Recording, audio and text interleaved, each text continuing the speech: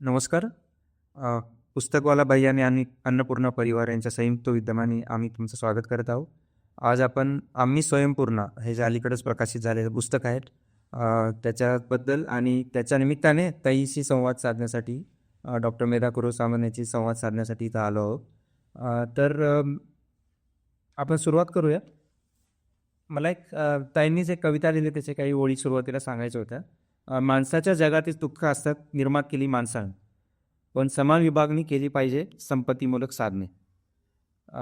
जे कष्टकरी लोक आहे, जे मोठ्या भांडवलदार लोकांचे बंगले किंवा त्याचे उद्योग उभे करतात, त्यांच्या संपत्तीची विभागणी झाली पाहिजे, समान वाटा त्यांना मिळाला पाहिजे कष्टातून. या विचारातून ही कविता तुम्ही दिली. पण नेमकी कोणती परिस्थिती त्यावेळेस होती जेव्हा तुम्ही ही कविता लिहिली? नमस्कार. सर्व प्रेक्षकांना माझा मनापासून नमस्कार. आणि हा प्रश्न जो आहे तो माझ्या संस्कार ह्या कवितेमधल्या 2 ओळींबद्दलचा आहे. हा काव्यसंग्रह माझा लोकवाङ्मय गृहाने 2000 साली प्रकाशित केलेला होता. कविवर्य नारायण सुर्वे यांची प्रस्तावना त्याला लाभलेली आहे, अत्यंत अभिमानाने सांगते. आणि त्या कवितेचं नाव आहे संस्कार. आणि त्याच्यामध्ये मी माझ्या बालवयात माझ्यावरती जे संस्कार झाले त्याच्या अनुषंगाने ती लिहिलेली आहे. आणि तेव्हाची जी परिस्थिती होती ती अशी होती, ते 1992-93 साल होतं. त्याच्यामध्ये खाजगीकरण, उदारीकरण, जागतिकीकरण म्हणजे खाऊजा हे जे धोरण भारतामध्ये सुरू झालं त्याची नुकती ती सुरुवात होती. आणि मी ज्या मार्क्सवादी पठडीमध्ये लहानाची मोठी झाली, माझे वडील CPIचे कार्ड होल्डर होते, आईसुद्धा होती, आणि माझ्या जीवनाचा जोडीदार कॉम्रेड जयंत सामंत हाही ऑल इंडिया स्टुडंट फेडरेशनचा मुंबईतला लीडर होता. आणि मी स्वतःसुद्धा ऑल इंडिया स्टुडंट फेडरेशन आणि all India bank employees association या कम्युनिस्ट पक्षाच्या जनसंघटनांमधनं काम करत करत मोठी झाली. त्याच्यामुळे आमची एक वैचारिक धाटणी होती की मार्क्सवादावर श्रद्धा होती. जगातमध्ये संपत्तीची साधनं सर्वांच्या भांडवलदारांच्या हातात असतात, त्यामुळे कामगाराला फक्त त्याच्या कष्टाच्या वेतनापलीकडे एकही रुपया मिळत नाही. तर ह्याच्या विरुद्ध आमची विचारसरणी होती. परंतु मात्र मार्क्सवादावरती श्रद्धा म्हणजे गांधीवादाला विरोध हाही नव्हता. मी माझ्या घरात लहानपणापासून गांधीवादाबद्दल सुद्धा फार कशाला साने गुरुजींचं वाङ्मय संपूर्ण 100% वाचलेले. त्यामुळे माणसासारखं प्रेमाने वागवा ही पण विचारसरणी होती. आणि गांधीजींच्या शब्दात सांगायचं तर ह्या जगात सर्वांना पुरेसं आहे. This world has enough for everybody's need, but it cannot supply for everybody's greed. त्यामुळे तुमच्या गरजेपुरतं तुम्हाला मिळण्यासारखं जगात आहे, पण तुम्ही त्याच्यापेक्षा हाव ठेवू नका. तर ह्या सगळ्या विचारसरणीत मी वाढलेली व्यक्ती.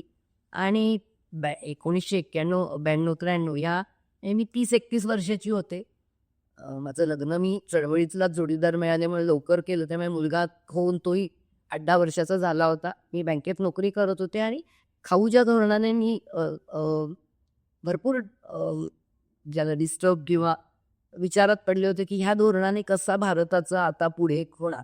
आणि कारण मला बँकेच्या काही योजना असतात की ज्या गरिबांना म्हणजे त्याला प्रायोरिटी सेक्टर लेंडिंग म्हणतात. प्रायोरिटी सेक्टर लेंडिंग म्हणजे दुर्बल घटकांना कमी व्याजदराने कर्ज.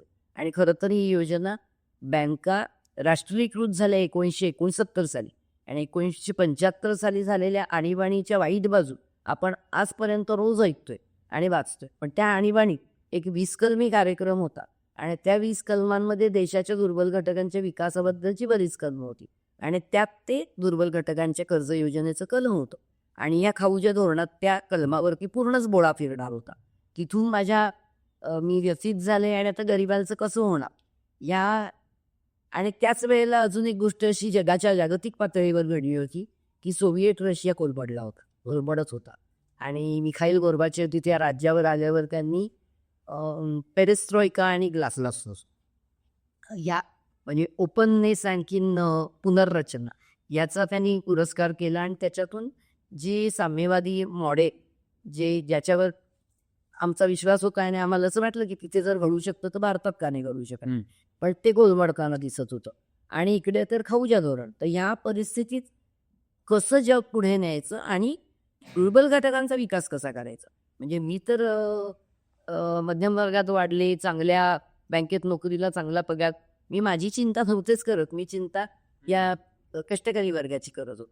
म्हणजे या सगळ्या स्थित्यंतरामध्ये जी बरीच आव्हानं जगासमोर आहेत, तर त्याचं गणित कसं सोडवायचं हे तुम्ही त्या कवितेत मांडले. या जर त्या कवितेत मांडलंय. त्याच्यामध्ये तो त्याच्या आधीच्या 2 ओळी सांगते, की मी जेव्हा माझे आई-वडील चळवळीतच होते आणि आम्ही राहत होतो ती मध्यमवर्गीय सोसायटी होती. त्यामुळे सर्वांच्याकडे गाड्या होत्या. त्यामुळे जेव्हा हट्ट धरला 4 चाकी गाडीचा, तेव्हा आईने दाखवली पोरं नागडी उघडी. जेव्हा हट्ट धरला 4 चाकी गाडीचा, तेव्हा आईने दाखवली पोरं नागडी उघडी. त्यांच्यापेक्षा तुझ्याकडे बरंच काही जास्त आहे, हे तिने शिकवलं. आणि त्यामुळे मला त्यापेक्षा अधिक मोह किंवा काहीतरी अजून पाहिजे याचा तेव्हाही कधी मोह पडला नाही, आजही नाही पडला. आणि कष्टकरी समाजाची नेहमी विकासाचा मी विचार करत राहील. हां, येस. ताई, तुम्ही तुमच्या बालपणाचा उल्लेख केला आणि त्याच्याबद्दल मला खूप उत्सुकता आहे जाणून घ्यायला, की तुम्ही त्या पुस्तकात पण दिले की साने गुरुजी कथामाला, ते तुम्ही वाचन करायचा. परत त्या काळाचे तुमच्या कुटुंबाला स्वातंत्र्य सैनिकाचा मोठा वारसा आहे. तुमचे आजोबा आणि तुम्ही त्याच्याबद्दल सांगितलंय. परत तसंच तुमच्या कुटुंबाचा आणि त्या काळातले संयुक्त महाराष्ट्राचं जे आंदोलन होतं, त्या काळातले सगळे धुरीण जे होते, आचार्य अत्रे, शाहीराम अरसे, कॉम्रेड डांगे, ते सगळे तुमच्या वडिलांचे मित्र होते, तुमच्या आईच्या मित्र. भाऊसाठी आमचे नियमित येणारे लडके होते. हां, नाना पाटील नाना पाटील. हे नियमित घरी येणार. नाना पाटलांची पण तुम्ही आठवण सांगितली, की त्यांच्या मांडीवर बसून त्यांनी तुम्हाला त्या गोष्टी त्यांच्या लढ्याचं सांगितलं. तर ते सर्व भावतावरणी सहकार म्हणजे काय असं आम्ही विचारलं. मग त्यांनी की सर्व गोष्ट आधीनी रोमांचित होतं. हां, तर मला असं विचारायचं होतं, की या कथामाला, गोष्टी, कविता किंवा असे वैचारिक वातावरण असणं हे किती जडणघडणीसाठी महत्त्वाचं आहे. मी हा प्रश्न जाणून बसून का विचारला हे तुमच्याबद्दल पण जाणून घ्यायचं. पण आजच्या काळात जेव्हा धकाधकीच्या जोरात आपण म्हणतो, की लोक पैशाच्या पाठीमागे चालले पळतात आहेत आणि त्यांना वैचारिक किंवा संस्काराचं एक वेगळ्या पद्धतीने सिंचन कसं करावं याचं भान राहिलेलं नाही. तर त्याच्याबद्दल कसं सांगता येईल? आजच्या काळात त्याचं महत्त्व काय सांगता येईल? खूपच महत्त्व आहे. आणि जे काही माझ्या हातून कार्य घडलंय, म्हणजे मी जग तर नाही बदलू शकले, पण समाजाचा किमान काही हिस्सा मी बदलण्याचा प्रयत्न केला आणि त्यांच्या जीवनात नक्कीच परिवर्तन घडवू शकले. ह्याची जी मुळं आहेत, पाळमुळं, ती माझ्या त्या जडणघडणीत आहेत. आणि ती जडणघडण अतिशय महत्त्वाची होती. आणि मला मी पुस्तकातही उल्लेख केला आहे त्याप्रमाणे चळवळीतले आईवडील, स्वातंत्र्य सैनिकांचा वारसा दोन्हीकडे, सासरी माहेरी माझ्यासुद्धा आणि आईचा सख्खा भाऊ काशीनाथ प्रभू तेंडुलकर आणि आईचं प्रेमा प्रभू तेंडुलकर यांचं नाव गोव्याच्या स्वातंत्र्य संग्रामात नोंदवलेलं आहे. आणि गोव्याच्या कम्युनिस्ट पक्षाचा संस्थापक 10 सदस्यांमधला माझा मामा होता, काशीनाथ मामा. आणि त्यामुळे तो साम्यवादाचा वारसाही तिथून आला. आणि वडिलांचे वडील जे होते शांताराम उरो, त्या शांताराम भाऊ म्हणायचे त्यांना, त्यांच्या ते दादर नागरी सहकारी बँकेचे पहिले अध्यक्ष. आणि ब्रिटनच्या राणीने तेव्हा त्यांना पुरस्कार दिलेला. त्यामुळे सहकार माझ्या रक्तात आहे, साम्यवाद माझ्या रक्तात आहे, माझ्या जडणघडणीत आहे. आणि चळवळ आणि उगाच बसून अन्याय सहन करायचा नाही. आणि हे सगळं मी लहानपणी बाळकडूच जसं काही पाहिले. आणि खरोखरच आता तुम्ही उल्लेख केल्याप्रमाणे इतकी मोठी माणसं घरी नियमित येत असत. आणि आचार्य अत्रे, कॉम्रेड डांगे, शाहीराम अरसे, अण्णाभाऊ साठे, दत्ता देशमुख, बाई दत्ता देशमुख, SM जोशी, खूप लोक मोठमोठी आमच्या घरी येत असत. आणि राहिली काही नावं, पण हे कविवर्य नारायण सुर्वे आणि कविवर्य सुरेश भट यांना मी 7वी-8वीत माझ्या कविता ऐकवल्या. आणि त्यांनी मला इकडे वही चांगलं लिहिलेस, हे असं लिहू नको. मी 7वी-8वीत असताना हे मी त्यांच्याकडनं घेतल्यात सूचना. त्यामुळे मला कोणाची तशी भीती पण वाटत नव्हती. कारण इतकी मोठी माणसं सहज आम्ही आजोबा काका म्हणून त्यांच्या मांडीत बसत होतो. इतकी मोठी माणसं मी घरात घेताना बघितली. आणि त्यामुळे जडणघडण खूप आत्मविश्वासपूर्ण झाली. प्रश्नांना माझ्या वडिलांची एक विशिष्ट पद्धत होती, की कुठल्याही प्रश्नाचं ते तयार उत्तर द्यायचे नाहीत. अमुक करू का तमुक करू, हे बघ अमुक केलंस तर त्याच्या समोर असा असा रस्ता आहे, हे मिळेल, हे पण ह्या त्याच्या निगेटिव्ह बाजू असती, इकडे केलीस तर हे असं आहे, आता तुझा निर्णय तू घे. इतकं स्वातंत्र्य आणि इतकी परिपक्व विचारसरणी देणारे वडील मला भेटले, हे माझं मोठं भाग्य आहे. त्याचबरोबरीने बालमोहन विद्या मंदिर सारखे आजही ज्या शाळेचं नाव आहे, ही शाळा दादा रेगेंसारखे शिक्षण महर्षी आमचे प्रिन्सिपॉल होते. आणि त्यांच्या खोलीत आम्ही कधीही जाऊन काही विचारत होतो. आता प्रिन्सिपॉलला मुलं भेटत नाहीत आणि घाबरतात. आम्हाला कधीच शिक्षकांची भीती नाही, ना प्रिन्सिपॉलची भीती. आणि त्यामुळे इतक्या मी छान वातावरणात निर्मळ निर्भेळ जे मनात येईल ते अगदी आत्मविश्वासपूर्ण बोलायचं, विचार मांडायचे, निर्णय घ्यायचे, वक्तृत्व स्पर्धांमध्ये भाग घ्यायचे. त्यामुळे वेगवेगळ्या विषयांवर भाषणं करणं हे मी अगदी बालवयात करत आले. त्यामुळे आणि ही जडणघडण आजच्या मुलांना मिळतच नाही. पालक पैशाच्या मागे पण आहेत आणि मुळामध्ये संस्कार इतके खुजे होत चाललेले आणि त्याचंच फळ म्हणून आज आपण हा जो समाज बघतोय आणि हे जे काही एकाधिकारशाहीकडे सगळं भारतच आणि बाकी जग सुद्धा कुठेतरी त्या दिशेने चाललंय. अति धार्मिक किंवा अति टोकाचे विचार घेऊन एक समाज आपल्या भोवती आहे. ह्याचं कारण असं आहे की मुलांच्या जडणघडणीवर गेल्या मी तर म्हणेन 25 वर्षात काहीच त्याच्यामध्ये इन्व्हेस्टमेंट किंवा त्याच्यामध्ये खरोखर काही गुंतवणूक झालीच नाहीये. ते खूप वाईट आहे. प्रश्न विचारायला मोकळी होती का तुम्हाला? खूपच म्हणजे मला आत्ता सुद्धा म्हणजे आणि आमच्या मुलालाही आम्ही तसाच वाढवला. नाती माझ्या तशाच. आम्ही कुठल्याही विषयावर त्यांच्याशी मोकळीपणाने बोलतो आणि मी आणि माझ्या बहिणी आम्हाला कधीही घरामध्ये अटकावच नव्हता. म्हणजे वडिलांशी बोलू शकायचो. आमच्या वडिलांनी कधी सातच्यात घरात या म्हटलं नाही, कधी कुंकू लावा, बांगड्या घाला असलं काही शिकवलं नाही. आम्ही तिघींनी प्रेमविवाह वेगवेगळ्या जातीतले नवरे शोधून केलेले आहे. आपला जे शिक्षणाचे मार्ग पाहिजेत ते आम्ही स्वीकारले, निवडले. कधीच आम्हाला बंधन हा प्रकारच माहीत नाही. आणि मग लोकांचं आत्ता मी मत ऐकलं की बंधनात नसल्यावरती लोक मोकाट राहतात. तर मी घडले ना एकही बंधन नसतात. तर बंधन नसणं चांगलं आहे, विचार स्वतःचं वापरायला लावणं चांगलं आहे, पण योग्य संस्कार पण दिले पाहिजेत. विचार असे कुठच्या तरी विचित्र दिशेने जाणारे विचार होतील असं घडवलं नाही पाहिजे मुलांना. तर त्यांनी त्यांच्या वडिलांचा उल्लेख केला. तर त्यांच्या प्रेक्षकांच्या माहितीसाठी की त्यांचे वडील बँक ऑफ इंडियाचे एम्प्लॉईज असोसिएशन युनियनचे लीडर होते. आणि 1 मिनिट देऊ का ओळख करून? फक्त बँक ऑफ इंडिया नाही, ऑल इंडिया बँक एम्प्लॉईज असोसिएशनचे संस्थापक सदस्य होते. आणि आजही भारतात त्यांना आज त्यांच्या मृत्यूला 42 वर्ष झाली. आजही भारतातल्या सर्व बँकांमध्ये आणि सर्व बँक कर्मचाऱ्यांमध्ये कॉम्रेड दादा पुरवे अतिशय आदराने घेतलं जाणारं नाव आहे. आणि आजही मला त्यांची मुलगी म्हणून खूप साऱ्या बँकांमध्ये ओळखतात. जरी मी स्वतः पण बँक कर्मचारी नेते होते, माझ्या नावाने पण ओळखतात, पण दादांची मुलगी एवढं मोठं काम करत हे आजही. त्याच्याबद्दल एक रंजक किस्सा त्यांनी आपल्या पुस्तकात सांगितलं की कॉम्रेड दादा एवढ्या मोठ्या संघटनेचे अध्यक्ष आणि बँक ऑफ इंडियामध्ये एवढे मोठे अधिकारी असून सुद्धा जेव्हा त्यांनी बँक ऑफ इंडियामध्ये नोकरीसाठी अर्ज केला तर त्यांनी तिथं आपली ओळख सांगितली नाही.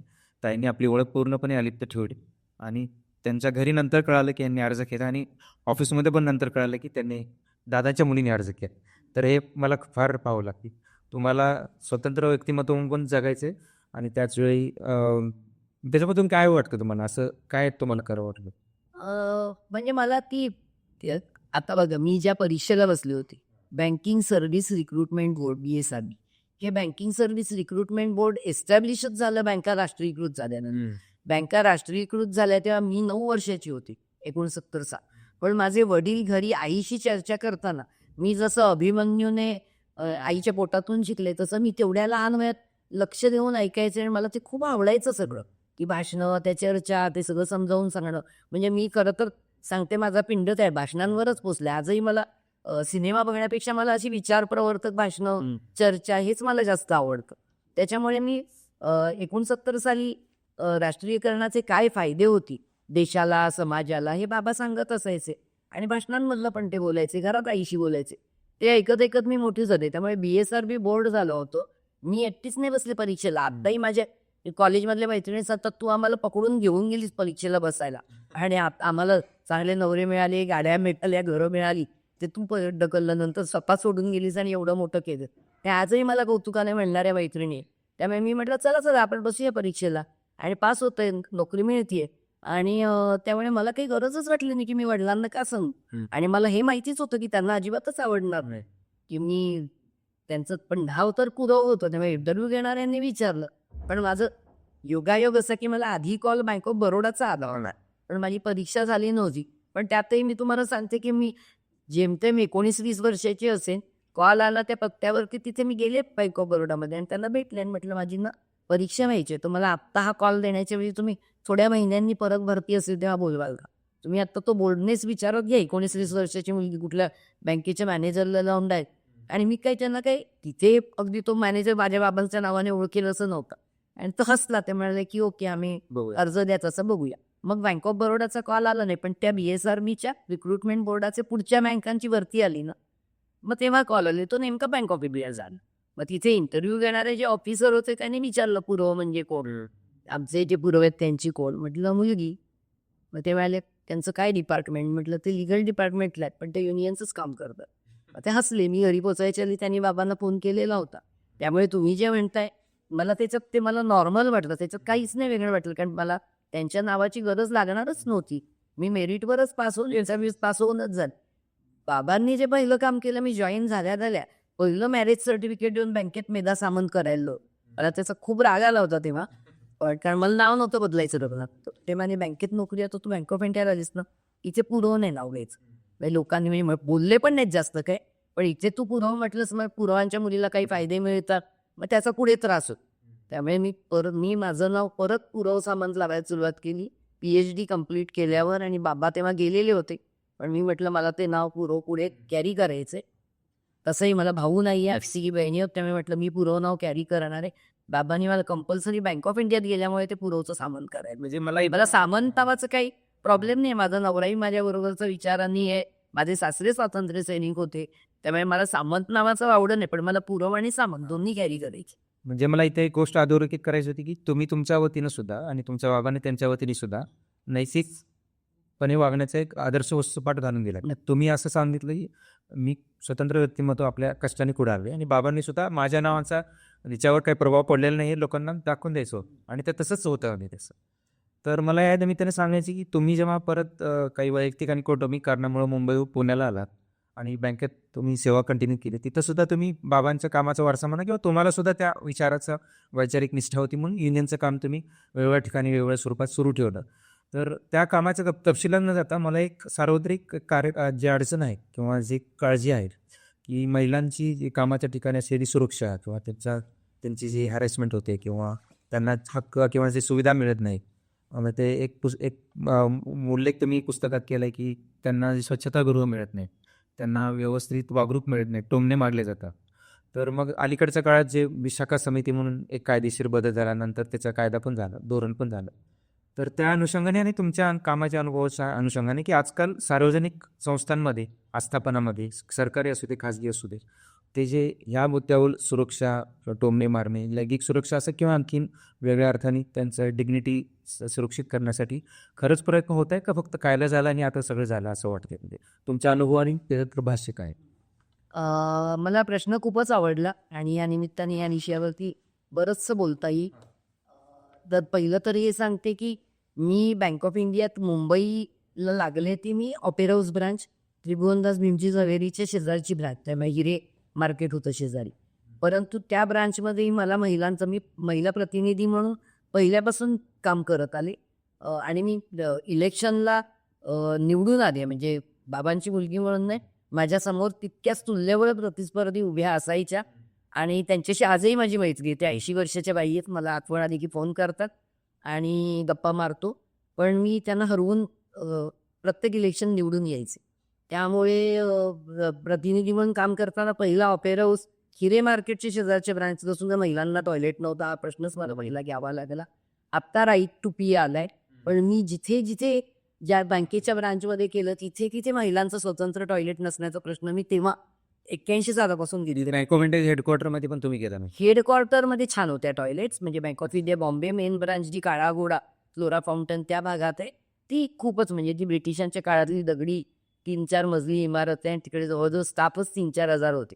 तिथे स्वच्छतागृह अगदी पुरुषांची महिलांची मोठमोठी होती, पण ब्रांचेस ना कुठेच नव्हते.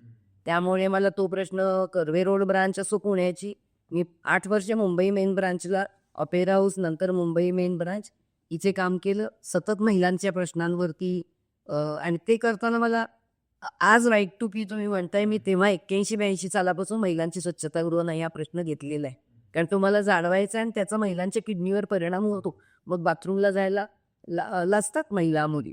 आणि त्या कर्वे रोडच्या ब्रांचचं तर 4 वर्ष मी पुण्यात काम केलं. त्या ब्रांचमध्ये पण हा टॉयलेटचा स्वच्छतागृहाचा प्रश्न, कारण एवढ्याशा चिंचोळ्या पॅसेजमध्ये तिथेच ते पुरुष जाणार, ते बाहेर येताना ती महिला तिथे जाणार, ती इतकी ऑकवर्ड सिच्युएशन, तर ते छानच नव्हतं वाटत. आणि नंतर मी बँक सोडली होती तरी टॉयलेटच्या उद्घाटनाला मला खाल बोलकून घेतलं त्यांनी की तुमच्या प्रयत्नाने इथे टॉयलेट जात. ते मला आणि बऱ्याच वेळा छोटा इश्यू म्हणून त्याला अगदी दुसरा इश्यू मी आणि मी ते टॉयलेटचा इश्यू अजून पुढे स्ट्रेच करीन थोडा की मी नंतर बँक सोडल्यावर मी बचत गटाच्या कामांसाठी मी मराठवाडा आणि खूप दुर्गम भागात फिरलेली आहे माझ्या PhD MSWच्या निमित्ताने. आणि मी काम पण उभं केलं मराठवाड्यामध्ये बचत गटांचं भरपूर तिथल्या गावांमध्ये छोट्या छोट्या संस्थांना मदत करू. तर तिथे मी प्रवास करून तेव्हा एसटीने वगैरे जायचे. इथून रात्री स्लीपर कोच पण नव्हते तेव्हा. तर आत्ता आपण बॉम्बे पुण्याच्या एक्सप्रेस वेवरती तरी महिलांची स्वच्छतागृह आहे मराठवाड्याच्या रस्त्याला. म्हणजे आता दुर्गम भागांमध्ये आजही परिस्थिती ती आहे. मी 2000 साली म्हणजे 20 एक वर्षापूर्वी प्रवास करून जेव्हा तिथे जायचे तर रस्त्यात रात्री कुठेही असे काळोखात गाडी म्हणजे आता हे इंटरव्ह्यूत म्हणायला पण तुम्हाला कदाचित हे वाटेल तर ड्रायव्हर गाडी थांबवणार मोठा फ्लडलाईट पुढे आणि मुतून घ्या हा डायलॉग अजूनही होतं बरंच ठिकाणी. आणि मी इतकी चिडायचे मी जाऊन पहिली त्याच्याशी भांडायचे फ्लडलाईटमध्ये कशा बायका उतरणार आणि रस्त्यात काळोख या एवढ्या मोठ्या उजेडात पुरुष जाऊन कुठेही करायचे. मग स्वच्छतागृहापाशीच थांबवा म्हणजे तिकडे किमान बसमधल्या दोघी तिकींना घेऊन एकमेकीच्या सोबतीने जाता येईल. असा तेव्हा पण समस्या मी बघितली आहे. मी तिथे मराठवाड्यामध्ये जिल्हा परिषदेच्या शाळांमध्ये आम्ही रात्रभर शिबिरं घेऊन सतरंजा घालून झोपलोय. विजेची कशी अवस्था सगळं बघितलेलं आहे. आणि स्वच्छतागृहांचा प्रचंड मोठा प्रश्न महिलांचा सर्व महाराष्ट्रावर मी बघितलाय देशभर बघितलाय. आणि माझं मत आहे की तो सगळ्यात मोठा प्रश्न आहे. मागे काही वर्षांपूर्वी विद्याताई बाळ होत्या ना त्यावेळेस पुण्यात त्यांनी पब्लिक टॉयलेट्स जी दाखवली होती जी कॉर्पोरेशन त्याच्या विरुद्ध विद्याताई आणि त्यांच्या संघटनेने PIL दाखल केली होती पब्लिक इंटरेस्ट लिटिगेशन. त्या टायमाला ही संख्या फुगवून दाखवली. मी एकदा मदत करशील का म्हटलं काय करू सांगा. त्यामुळे वस्त्यांमध्ये तुझी माणसं फिरत असतात ना टॉयलेट्स खरी वस्त्यांमध्ये किती आहेत म्हणजे काय ॲक्च्युली झोपडपट्टीला दिलेलं पब्लिक टॉयलेट ते काउंट करतात पब्लिक टॉयलेटमध्ये. आता रस्त्याने जाणारी तुमच्या आमच्यासारखी महिला आहे ती कशी वस्तीतल्या टॉयलेटमध्ये जाईल. सो ॲक्च्युली ती संख्या कमीच होती. मग तेव्हा आम्ही त्यांना सगळा सर्वे करून दिला होता विद्यार्थ्यांना ती PI जिंकले ते. तर ह्या पद्धतीचं म्हणजे मी सततच त्या आमचीच संस्था आहे असं नाही कुठल्याही स्त्रीमुक्ती संघटना असो एकल मातांचं आत्ता 50वं वर्ष आहे स्त्रीमुक्तीचं. महिला दिन आंतरराष्ट्रीय महिला दिन 1975 याचं हे 50वं वर्ष आहे. त्यामुळे खूप ॲक्टिव्हिटीज यावर्षी चालू आहेत. आणि त्याच्यामध्ये स्त्रीमुक्ती संघटनेने एकल मातांचा सर्वे केला. आमच्या अन्नपूर्णाच्या जवळजवळ 15% एकल माता आहे. मग आम्ही 100 महिलांचा सर्वे त्यांची आज काय परिस्थिती आहे तो दिला करू. आणि असं सततच इतर संघटनांबरोबर जोडून पण ठेवलेलं आहे. आणि प्रश्न मला छोटासा तुमच्या प्रश्नाचा एक भाग राहिलाय तोच टाकायचा आहे. तर हा सगळा ह्याला धरून आहेच म्हणजे महिलांच्या ह्या शारीरिक ज्या गरजा आहेत त्यांच्यासाठी सुद्धा किती अडचण आहे आणि मानसिक. पण ते जे टोमणे वगैरे ते सार्वत्रिक नव्हतं तेव्हा. म्हणजे मी मुंबई मेन ब्रांचला काम केले आणि तिकडे अतिशय उदारमतवादी वातावरणात मी केलंय. म्हणजे माझ्या डिपार्टमेंटमध्ये केरलाईट होते, ख्रिश्चन होते, पारसी होते. अगदी आम्ही मिळून मिसळून पुरुष स्त्री कधीही एकमेकांच्या बरोबर अशा प्रकारची भावनाच नव्हती. मैत्रीपूर्ण भावना असंही मी काम केलेलं आहे. मात्र मला पुण्यात आलोय म्हणजे मी सरसकट संपूर्ण पुण्याबद्दल म्हणणार नाही पण त्या विशिष्ट ब्रांचमध्ये आणि इथे काही वातावरण असं होतं की महिलांना खवचटपणाने बोलणं किंवा त्यांच्या वेशभूषेवरून बोलणं. आणि मी तिथे म्हणजे लिहिलंय पण माझ्या पुस्तकात. म्हणजे मी विसरले होते असे प्रसंग माझ्या बँकेतले तेव्हाच्या मैत्रिणींनी आठवण करून दिले की कोणीतरी ऑफिसर टपलीत मारायचं गुढीचं. मी सगळ्या मुलींना म्हटलं यांच्या समोर उभं राहून मी सांगणार आहे माझ्या पाठीची उभ्या. मी त्यांना म्हटलं सगळ्यांना सॉरी म्हणा का तुम्ही टपलीत मारणार कोणी दिला तुम्हाला अधिकार. त्यामुळे ते इतके ग्रांटेड म्हणजे महिला आणि महिला काय होतं स्वतःची चूक नसली तरी लाजतात ना मी कसं म्हणू. चला सगळ्या जणी तुम्ही मागणं तिथे डबा खाताना जेवताना बोलताय त्यांच्यासमोर मी बोलते माझ्याबरोबर उभ्यानं आणि करून दाखवलं. मग त्यानंतर त्या सगळ्या महिलांचा पण आत्मविश्वास वाढला की नाही अरे हे केल्यावर होऊ शकतं असं. तर माझं म्हणणं आहे विरोध करा अजिबात. तुम्हाला जर तुम्ही जर चुकायचं नसाल तर मुळीच लाजायचं नाही महिला आहे म्हणून. आणि मी कधीच नाही लाजले. मी रस्त्यात बाहेर सुद्धा मी तरुण होते तेव्हा सुद्धा मी चप्पल काढून मारायला कमी नाही केलेलं. मागे लागू दे कोण मी रस्त्यात पळून मारलेले. हो म्हणजे मी हा प्रश्न का विचारला की जे विशाखा समिती किंवा कामाच्या ठिकाणी होणारी हिंसाबद्दल जे कायद्याने धोरणं आले त्याच्यामध्ये फक्त शारीरिक आणि लैंगिक शोषण एवढंच आता मर्यादित राहिलं नाही. त्याची व्याप्ती वाढलेली आहे. त्याच्यामध्ये मानसिक छळ करणे, त्याच्यामध्ये वेगवेगळ्या पद्धतीने कामात अडवणूक करणे, त्याच्यामध्ये वेगवेगळ्या पद्धतीने तुमचं एक पगार हेटाळणी करणे हे सगळं आता आलेलं आहे.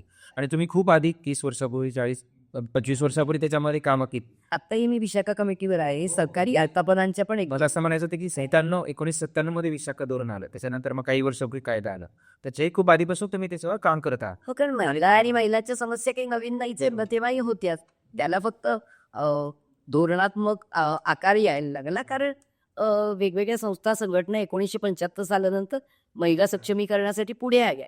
एकत्र सगळ्या प्रत्येक वेळेस होत्या असं नाही, पण प्रत्येक संस्थेने आपलं एक कार्यक्षेत्र निवडून त्याच्यात काम करत गेलेली आहे. त्यामुळे त्याच्यामध्ये जिथे जिथे मला वाटा उचलता आला तिथे उचलता. आत्ताही मी सरकारी फक्त ऑफिसचं नाव घेत नाही, अशा एका आस्थापनेच्या विशाखा कमिटीवर आहे. अन्नपूर्णात आहेच आमची विशाखा कमिटी. मी वेगवेगळे केसेस इथेही हाताळले आणि सरकारी आस्थापनेत आणि इतर खाजगी संस्थांना पण मी सल्ला देते, घेतात. उलट सरकारी आस्थापनांमधून मला खाजगीत फोन येतात की ताई ह्या केसमध्ये हँडल कसं करावं, आणि मी तो आवर्जून देते. कारण काही वेळेस ते म्हणजे एक त्याच्यामधलं ना सार्वत्रिक एक मला कॉमन हे दिसतं की महिला स्वतः चूक जरी नसेल आणि तिच्या पाठीमागे एखादा पुरुष लागतोय किंवा तिला तो त्रास देतोय, की ती लाजून, आणि सगळेजण म्हणतात हिलाच का, हे जे आहे ना ह्याला एक विरोध केला पाहिजे. हिलाच का म्हणजे काय, ती काहीतरी विधवा आहे किंवा ती दिसायला बरी आहे म्हणून तिलाच, तर तुम्ही कसं काय तिलाच का, म्हणजे तिथेच ती बाई अर्धी कच्ची होते. त्याच्यामुळे मी ज्या सरकारी आस्थापनामध्ये काम ह्याच्यावर आहे त्यांच्या विशाखा कमिटीवर, तिथे शास्त्रज्ञ महिला आहेत आणि त्यांच्यापैकी काही जणींना अशा प्रकारच्या घाणेरड्या वागण्यांना त्यांच्या ऑफिसरच्या की काहीतरी तपासणी करायला जायचं आहे ती अमुक एका विभागात, तर रात्रीच एकट्या पुरुषाबरोबर तिला यायला भाग पाडणं, म्हणजे इतक्या मानसिक तणावाखाली ती मुलगी जाते. ती काय काम करणार, शास्त्रज्ञ भले आहे हो, ती कशी करणार काम तिथे. तर त्याच्यावरती त्या केसेस घेऊन आणि आम्ही माफीपत्र लिहायला लावलेली आहे. आमच्याकडे अन्नपूर्णातल्या मुलींना, स्टाफना आमच्या 95% महिला आहेत. आमच्याकडे थोडीच पुरुष कर्मचारी आहे. पण संध्याकाळी घरी जाताना पुण्यातही आणि मुंबईतही रस्त्यामध्ये अगदी अनोळखी व्यक्तीकडून अचानक ज्याला आपण हे म्हणतो म्हणजे लैंगिक अत्याचार अगदी टोकाचा नाही, पण तिची रस्त्यामध्ये आंचटीला जाणं किंवा अशा प्रकारचं, आणि आम्ही त्या मुलींना पूर्ण सपोर्ट देऊन कोर्ट केस करायला लावून त्यांना वकील टीझिंगचा प्रकार, पण गलिच्छ प्रकार, आणि त्या मुलीला पूर्ण सपोर्ट दिलाय प्रत्येक वेळेस. 2, 3, 4 केसेस तरी अन्नपूर्णाच्या झाल्या की अगदी पूर्ण त्या गुन्हेगाराला आपण शिक्षा केली पाहिजे, कारण ती प्रवृत्तीच जराच बसली पाहिजे. जरब बसली पाहिजे की हे केलेलं चालू शकतं असं नाही वाटलं पाहिजे. तू लाजू नको, तू घाबरू नको, तुझ्या पाठीशी आम्ही ठाम आहोत, अशा पद्धतीने त्या मुलींनाही सपोर्ट दिलाय. पण मी दुसरी एक बाजू सांगते, काही वेळा मला अशा केसेस आढळले आतमध्येही इथे बाहेरही की महिला पण आपल्या बाजूने असलेल्या धोरणांचा गैरफायदा घेताना आढळलेल्या आहे. मी अजिबातच अशा आढळत नाही जसं उगीच खोटा दावा करणार नाही. त्यामुळे महिलांनी पण याचा गैरफायदा नाही घेतला पाहिजे. तुम्ही सत्याच्या बाजूने राहा. खरोखरचं जे चुकीचं तुमच्यावर अन्यायकारक होईल त्याला जरूर न लाजता न घाबरता विरोध करा. पण उगीच परिस्थितीचा फायदा घेऊन समोर एखाद्या चूक नसलेल्या पुरुषाला पण त्याच्यात अडकवण्याचे असेही मी केसेस काही बघितले. त्यामुळे याचा मी उल्लेख पण करीन. त्यामुळे दोन्ही आहे, जास्त महिलांच्या बाबतीत आहे, पण दुसरी बाजू पण आहे, त्याला आपण नाकारलं नाही पाहिजे. आणि खूप तुम्ही महत्त्वाचं डिस्क्लेमर पण दिले याच्यामध्ये की काय करू नये, आणि खूप अभिमान वाटते की अन्नपूर्णा परिवारामध्ये एवढ्या सक्षमपणे हे धोरण अंमलबजावणी होत आहे. तर थोडं जरा एक वेगळ्या ट्रॅकवर आता मी हे घेतो, म्हणजे अन्नपूर्णा परिवाराची आणि ताईंचे मायक्रो फायनान्स क्षेत्रातलं काम सर्वांनी पुस्तकामधूनच वाचावं, पण एक थोडा सार्वत्रिक प्रश्न त्याला टच करणारा आहे म्हणून विचारतो की एक वाक्य मला तिच्यामध्ये एक खूप असं भावलं, आणि ते आपल्या सगळ्यांनाच त्याच्या अडचणीचा सामना करायला लागतो की बॅग का दरवाजात उभं करत नाही, असं तुम्ही एका ठिकाणी उल्लेख केला.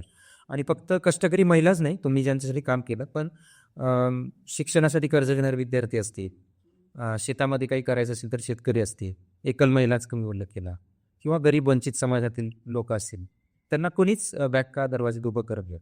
तर तुमच्या कामातून असं काही तुमचे मार्गदर्शक तत्व म्हणा किंवा धोरणात्मक काही संकल्पना, सल्ले, असं तुम्ही काही सरकारला किंवा या संदर्भात काम करणारे जे महत्त्वाच्या संस्था आहे त्यांना त्यावेळी सुचवतच असाल, पण एक सार्वत्रिक चिंतनाचा भाग म्हणून, एक चर्चेचा भाग म्हणून, की काय धोरणाच्या पलीकडं जावं, नियमाच्या पलीकडे जाऊन काय नेमकं कुठं कमी पडतो एक समाज म्हणून की का बँका दरवाजात उभं करणे फक्त धोरणाच्या पलीकडे पण काहीतरी असतं का कारण ॲक्च्युली मी सांगेन की धोरणांच्या पलीकडे जायची गरजच नाही. धोरणांमध्ये आहे हे राबवायची गरज आहे.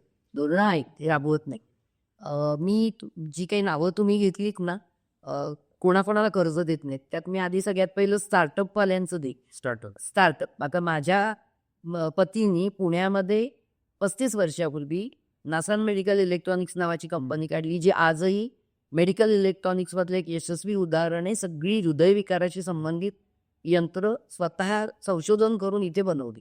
ती कंपनी जेव्हा स्थापन म्हणजे त्यासाठी आम्ही आमचा मुंबईचा इकडे स्वतःने घेतलेला फ्लॅट विकून ते पैसे इथे फ्लॅटमध्ये कमी लागले म्हणून ते पैसे घालून तो धंदा उभा केला. त्यासाठी आम्ही पुण्यात आली आणि एकाही बँकेने इन्क्लुडिंग माझी बँक ऑफ इंडिया त्यांना कर्ज दिलं नाही. म्हणजे सततच कारण का त्याच्यामध्ये जे काही होतं ते वस्तू बनवलेली दिसत नव्हती. त्याच्यामध्ये पुष्कळ असं शोधन आहे सॉफ्टवेअर होतं, फर्मवेअर होतं जे डोळ्याला दिसत नाही. हार्डवेअर दिसतं. मग किती कॉम्प्युटर 4 आहे तो, पण त्याच्या आत सॉफ्टवेअर 4 लाखाचं आहे, 10 लाखाचं आहे. ते तेव्हा त्या बँकांना कळतच नव्हतं.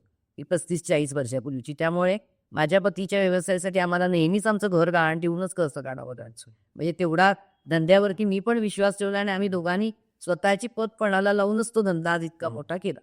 हे एक सांगावंसं वाटतं. आजही फार काही परिस्थिती बदललेली नाही. आणि मग ही जर का मध्यमवर्गीय शिकलेल्या तरुणांची परिस्थिती, तर अशिक्षित महिला, मजूर, शेतकरी यांची काय परिस्थिती आहे?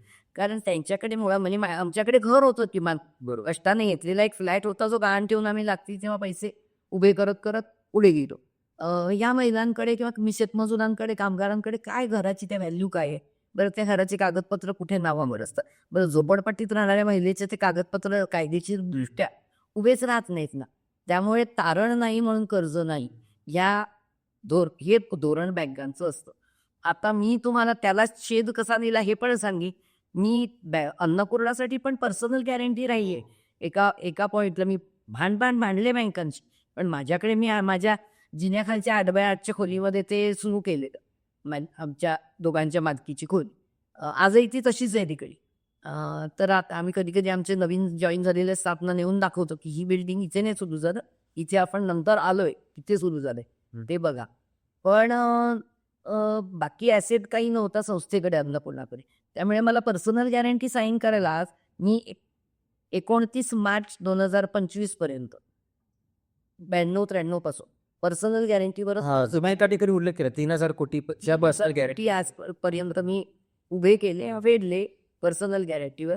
आणि आज त्यातूनच त्या उलाढालीतून आज ही 14 मजली टॉवर अन्नपूर्णा क्रेडिट सोसायटीच्या मालकीचं आहे. मी गेल्या वर्षी बँकांना अट घातली. मी आता 65 वर्षाची होतीये. मी 60 वर्षाची असल्यापासूनच मागे लागले होते की मी जर माझा मृत्यू झाला तुम्ही कसं फेडणार? तशी पण मी या पैशातून पर्सनल प्रॉपर्टी केली नाही. हे 3,000 कोटी मी कोणाला वाटले? या शिवंताबाई, कासाबाई, जैदाबाई ज्या कोणी आहेत त्या ह्या भरतायत पैसे, मी भरत नाहीये.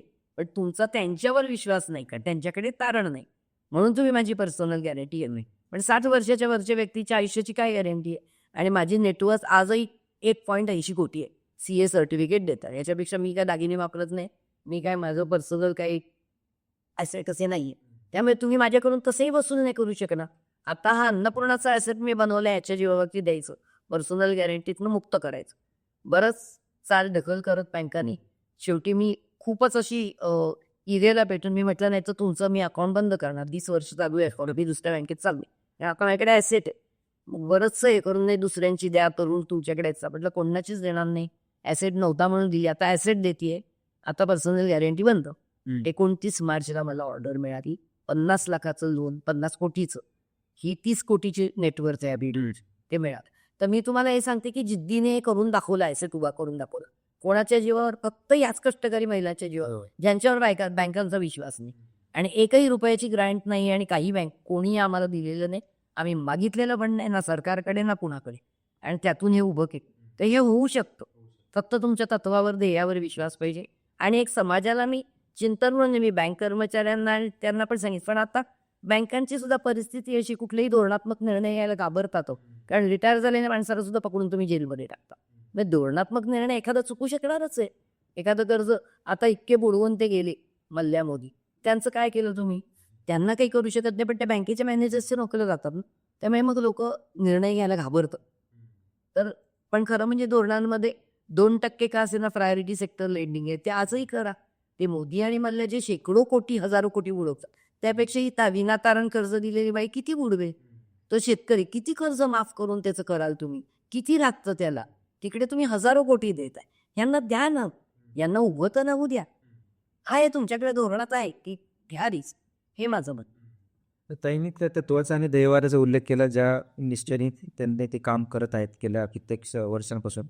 तर त्या पुस्तकामध्ये एक मंत्र किंवा एक संकल्पना सूत्र म्हणून एक म्हणेन मी, की एक असं त्यांनी उल्लेख केले की एक्झूट अँड मूट, कष्टकऱ्यांची स्वप्ने, त्यांच्या गरजा, त्यांची कुवत, असा एक त्यांनी उल्लेख केला आहे. तर ज्यांना या क्षेत्रामध्ये काम करायचं आहे, तर ह्याच्यातून कसं हे उलगडून दाख सांगता येईल तुम्हाला, की हे एक्झूट एक मूट, त्याची कुवत, त्यांच्या क्षमता, जे काही तुम्ही म्हणलेलं आहे. म्हणजे आता हे पुस्तक जे वाचतं त्यांना कळेल, पण ज्यांना हे तुमच्या तोंडून ऐकायचं असेल ते कसं होईल? ह्याच्यासाठी ते पुस्तक वाचावंच लागेल, कारण हा इतका छोटा मंत्र आहे हां. आणि तो प्रत्यक्ष आम्ही जगलोय. आणि मी नेहमीच महिलांच्या एकीवर विश्वास ठेवला, त्यांना एक एक करत पण गेली. आणि मी ज्या महिलांच्यात काम करत होते त्यांना एक करणं तितकं सोपं पण नव्हतं. त्या झोपडपट्टीत राहणाऱ्या महिला आहे. रोज सकाळी पाण्याच्या नळावरून किंवा संडासमधून भांडणं होतात त्यांच्या. पण ते जरी झालं तरी हिचे गट म्हणून आपण एकमेकीला जामीनदार राहिलोय.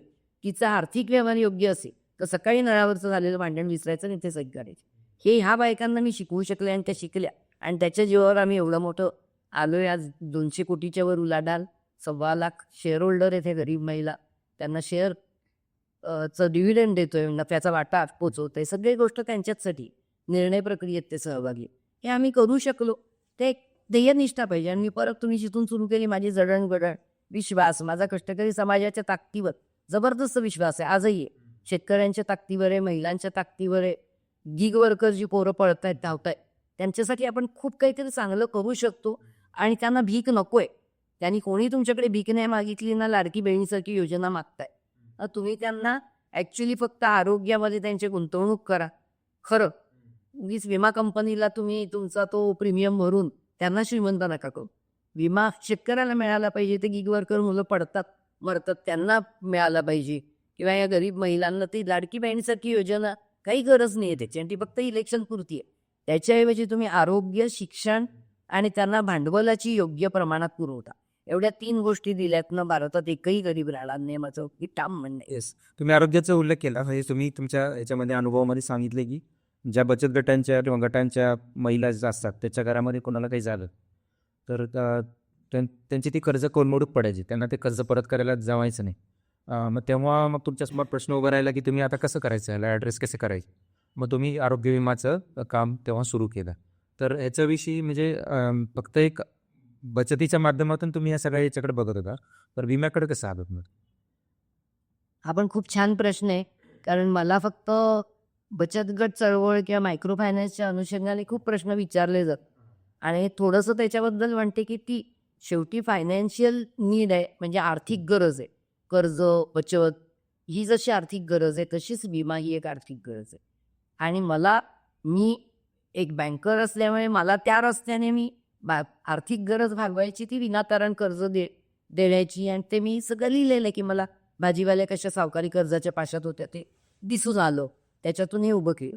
पण जेव्हा त्यांच्याबरोबर काम करायला सुरुवात केली तेव्हा मी ह्या भूमिकेतून कधीच वागले नाही की मला सगळं कळतं. म्हणजे असं असतं ना शिकलेल्या माणसांचं, I know it all, I know it all. तर मला असं वाटतं की खरं तर त्यांच्या जीवनाविषयी माझं किती अज्ञान आहे, मला काहीच माहीत नाही.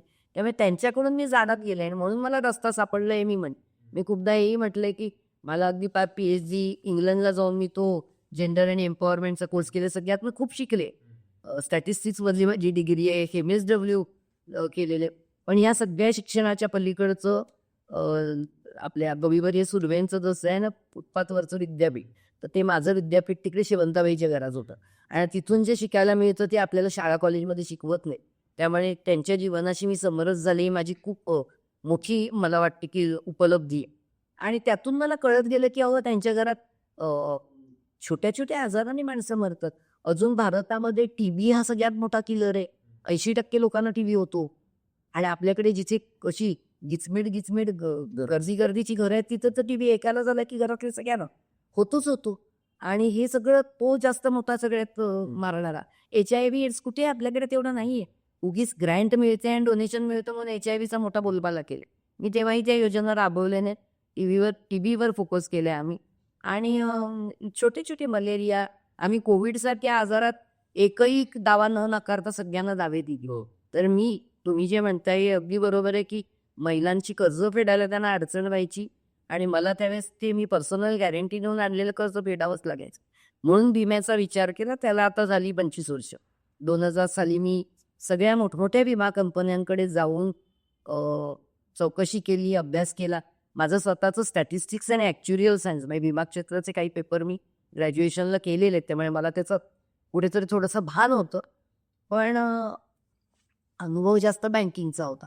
पण मी त्या सगळ्या स्कीम्सची चौकशी केली तर गरिबांना परवडेल असा एकही आरोग्य विमा नव्हता. जीवन विमा LICची एक छोटीशी स्कीम होती. मग ती पहिली मी त्यांच्याशी जोडून घेतलं 97 साली. त्यानंतर आता जीवन विमा पण आम्ही अन्नपूर्णाचा इन हाऊस आहे. पण आम्ही सगळ्यात पहिला 2003 साली आरोग्य विमा सुरू केला.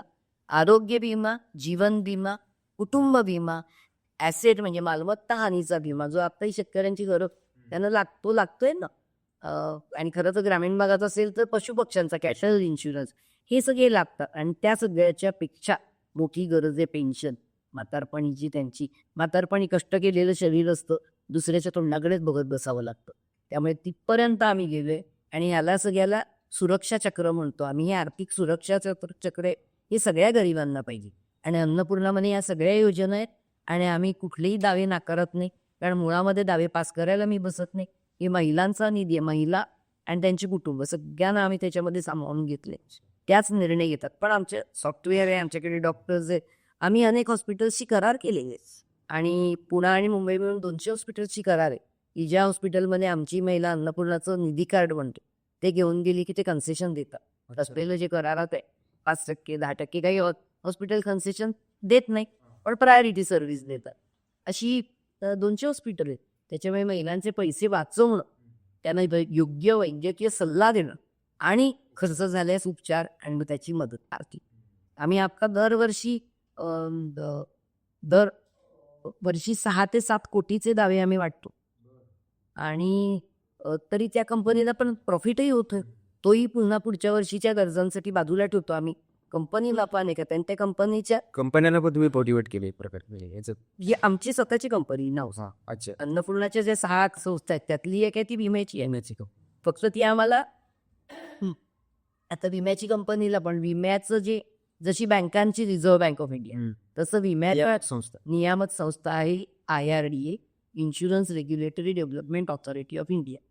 त्यांनी आम्हाला रेग्युलेट केले आणि ते रिकॉग्नाइज करतात. त्यांच्या पेपर्समध्ये डॉक्युमेंटमध्ये अन्नपूर्णा परिवार ज्या म्युच्युअल फंडचा उल्लेख आहे, परंतु ते आम्हाला रेग्युलेट करत नाहीत कारण आमच्याकडे 100 कोटीचं कॅपिटल नाही. त्यांना 100 कोटीचं भांडवल लागतं. आणि त्यामुळे आम्ही रेग्युलेटेड नाही पण रेकॉग्नाइज्ड या पद्धतीत आम्ही गेली 25 वर्ष 23 वर्ष विमा चालू होते सर्व प्रकारचं. आणि त्यांना माहिती आहे. तर आता आम्ही त्यांच्या दारात जातोय की आम्ही 100 कोटी उभे करणार आणि भारतातल्या अन्नपूर्णा पण आम्ही अन्नपूर्णा सोडून इतरांसोबत करू शकलो नाही रेग्युलेटेड बसल्यावर. म्हणजे अन्नपूर्णाच्या कर्जदाराला लवकरच होईल असे आपण आशा करू. लवकर होईल म्हणजे मला 100 कोटी उभे करायचे आणि ते करणार आम्ही उभे. आणि ते गोरगरिबांकडूनच करणार आणि फक्त 100% गरिबांना प्रोटेक्शन देणारा आमचा विमा असेल. आणि आम्ही आता IRDA बरोबर बोलणी वाटाघाटी सुरू केले. 100 कोटी उभे करायचे पण मी नेहमीच खिशात एकही रुपया नसतानाच सुरू केले. त्यामुळे मी जेव्हा म्हणते इथे 100 कोटी आता माझ्याकडे काय नाहीये मी हसते, पण मला माहिती आहे ते उभे राहतं. कारण आपण योग्य दिशेने योग्य काम केलं की येतं सगळं बरोबर, सगळे जुळून येते घटक. तुमच्या शिक्षणाबद्दल पण मला बरेच काही विचारायचं होतं. पण आता तुम्ही उल्लेख पण केला MSW केलं, तुम्ही MBA केलं, PhD केली, त्याच्याबद्दल नाही मी PhD केली आणि मी इंग्लंडला जाऊन याबद्दलच मला विचारायचं. तुम्ही ससेक्स युनिव्हर्सिटीमध्ये जो 2 महिन्याचा कोर्ससाठी गेला होता, तर एका ठिकाणी तुम्ही उल्लेख केला की इथं तुमच्या कोर्समध्ये असं तुम्हाला एक म्हणजे लर्निंग म्हणा किंवा तिथल्या डिस्कशन म्हणून आलं असेल कदाचित, की तुम्हाला असं जाणवलं किंवा समजलं की कदाचित ते आतमध्ये असेल सुद्धा अनुभव होतो, पण जास्त प्रकर्षाने जाणवलं की महिलांचे प्रश्न सोडवण्यामध्ये पुरुषांची भूमिका फार महत्त्वाची, तर त्यांना त्याच्यामध्ये सामील करून घेतलं पाहिजे. तर ते अनुभव होता का ते अचानक कुठं सुचलं तुम्हाला का त्याचं तुम्ही ठळक उल्लेख केला त्याचा म्हणून मी विचारतो. तर त्याचं कसं झालं ते? त्याचा अनुभव पण होता, अभ्यासात पण आलं आणि जाणवलं पण. कारण एकतर म्हणजे मी ससेक्समध्ये जेव्हा हा कोर्स केला ना, त्यावेळेस ती कोर्स डिरेक्टर जी होती, ती नायला कबीर नावाची बांगलादेशी मुस्लिम महिला आहे. बरोबर. पण ती आजही जगातल्या 100 अशा लोकांपैकी आहे ज्यांनी सगळ्या जगभराच्या जेंडर पॉलिसीजना इन्फ्लुअन्स केले. मोठा त्याच्यावर परिणाम खूप आहे तिच्यावर लिखाण. आणि मला म्हणजे हे भाग्य आहे की तिच्याकडून मला हे शिकायला मिळालं. पहिल्या दिवसातल्या वाक्य होतं, if you have to empower women you have to engage men in dialogue. म्हणजे महिलांचं सक्षमीकरण करायचं असेल तर पुरुषांना त्या संवादात घेतलं पाहिजे. पुरुषांना बाजूला ठेवून महिलाचं सक्षमीकरण काय उदाहरण देऊ सांगाल का समजा? हो सांगते ना. म्हणजे कारण मी इथे पुरुषांची भूमिका महत्वाची आहेत म्हणालात ना, भूमिका नाही, त्यांना डायलॉगमध्ये संवादात घेतलं पाहिजे, त्यांना बाजूला ठेवता येत नाही, हे की नाही सांगितलं. आणि त्याच्या आधीच म्हणजे मी जेव्हा तिथे गेले 97 साली, त्याच्या 4 वर्ष आधी मी पुण्यामध्ये कर्ज द्यायला सुरुवात केली होती. आणि मी पहिल्या दिवसापासून कुटुंबाला बरोबर घेऊन जायचं ही भूमिकेत होती. ती का होती ती माझ्या वैयक्तिक अनुभवातून पण होती. मी माझ्या आई वडिलांचं दोघांचं एकत्रित काम बघितलं होतं. माझे पती आणि मी एकमेकांना कशा प्रकारे सपोर्ट करत होतो. ज्योतिबा सावित्रींपासून आपल्याकडे उदाहरण आहे. त्याच्यामुळे ते नवरा बायकोंचं एक जोडीने कार्य पाहिजे हे मला मनात कुठेतरी होतं. आणि एका महिलेला आपण जेव्हा विनातारण कर्ज देतोय तेव्हा तिच्या नवऱ्याला ते समजून सांगितलं पाहिजे, असं ते माझा बेसिक कॉमन सेन्स फक्त. त्यामुळे मी पहिल्या दिवसापासून महिलांना कर्ज देताना पतीसह बोलवायचे. म्हणजे सुरुवातीला काही महिलांनी हे पण सांगितलेलं की नवऱ्याला घेऊन यायचं असेल तर आम्हाला नको. मी म्हटलं नाही घेतलं तरी चालेल, यायचं तर नवऱ्यासकट यायचं. मग काही जणी म्हणायचे ते दारू पितात, दुसरी बाई ठेवली आहे, जे असेल ते असेल, मला त्याच्याशी बोलायचं आणि यायचे मग नवरे. मी पण घरी जायचे, त्यांच्या प्रश्न विचारायचे ते. आणि मी त्यांना समजून सांगायचे की हे कर्ज आता ही तुमची पत्नी घेते, तुम्हाला हे माहिती आहे का की या तिच्या बरोबर या 4 जण आहेत, त्या सगळ्यांना ती जामीनदार आहे, हे तुम्हाला कळलंय का? मग हे पैसे सुरुवात मी इथून करायचे की हे पैसे तुमच्या घरातच खर्च होणार आहेत, माहिती आहे ना? काय करणार तुम्ही दोघांनी मिळून चर्चा केली का? निर्णय काय घेतला? कशात घालायचे? मग ते हळूहळू ते त्यांना मी हे बघितलं की त्यांना फार आनंद व्हायचा की माझ्यासारखी शिकलेली महिला त्यांना भाऊ दादा करून मारून बोलते. मग त्यांना खुर्ची बसायला दिली जाते. बायको आणि ते शेजारी शेजारी खुर्चीवर बसतात. तर ह्याचा त्यांना खूप आनंद वाटायचा आणि ते खुलून बोलायचे. म्हणजे मी असेही बघितलेत नवरे, म्हणजे तो थोडासा पिऊन आलेत असला तरी तोंडावर रुमाल घेऊन की ताईंना वास नको जायला. मला कळते आणि तोंडावर रुमाल का भरलाय, पण तो तोंडावर रुमाल पण सांगायचा.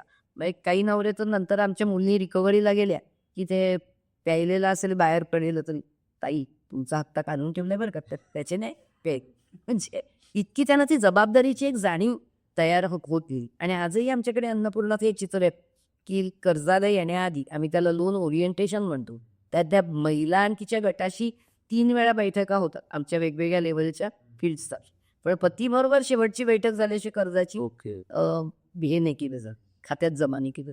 त्यांची सही घेतली जाते, त्यांच्याशी चर्चा केली जाते.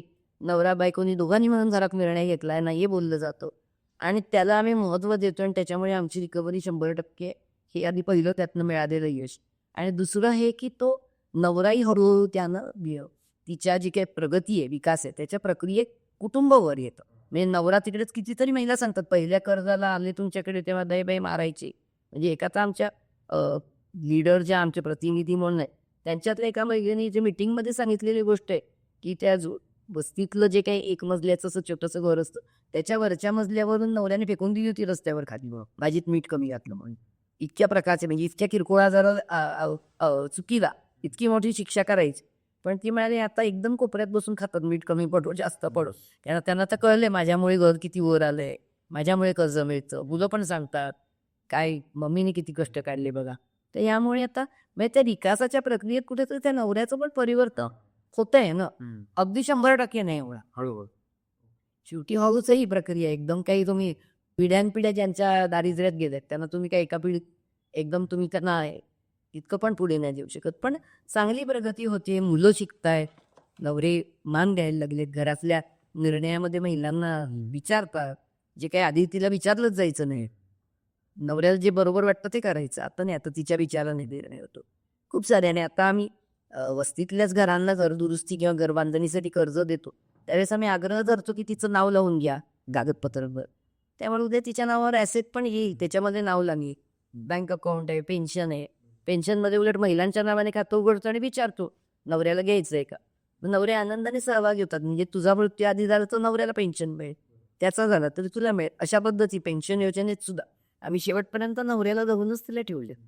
त्यामुळे चांगलंच आहे आम्हाला विकासाचा मी प्रत्यक्ष अनुभव पण आणि शिकले पण आणि त्याच्यात विकासाच्या त्या पथावरती कुटुंबाचा विकास होतो हे नक्की आमचा अनुभव आहे. म्हणजे तुम्हाला ते ससेक्स विद्यापीठात जे गवसलं ते तुम्ही आधी केलेलंच होतं, फक्त तुम्हाला ते एक सैद्धांतिक मांडणी तिथं समजून.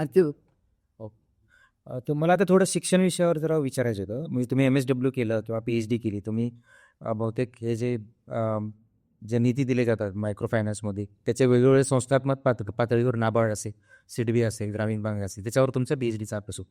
पण त्या विषयाबद्दल मला नाही विचारायचं. पण पुणे विद्यापीठ आहे, मग तुम्ही कर्वे संस्थेमध्ये बहुतेक MSW केलं, तो एक तुमचा विद्यार्थी दशेचा काळ.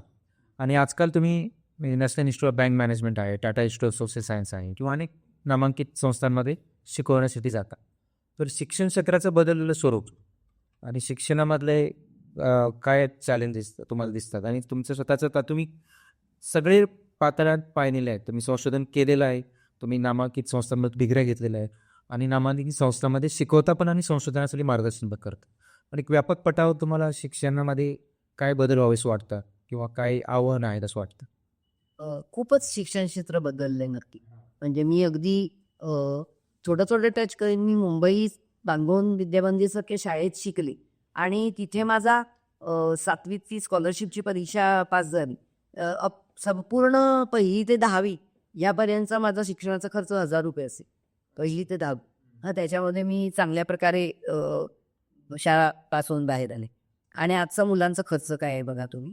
1000 रुपये तर आठवड्याला पुरणार नाहीत. त्याच्यानंतर रामनारायण रुईया कॉलेजसारख्या मुंबईतल्या प्रथितयश कॉलेज, आजही त्याचं नाव एवढं मोठं आहे. तिथून मी स्टॅटिस्टिक्स, ॲक्च्युरियल सायन्स, इकॉनॉमिक्स अशी घेऊन डिग्री घेतली मुंबई विद्यापीठाची. आणि अतिशय छान अनुभव होता. म्हणजे आमचे प्राध्यापक इतके छान होते, विषय वेगळेच होते, तरी चांगलं शिकवलं जायचं.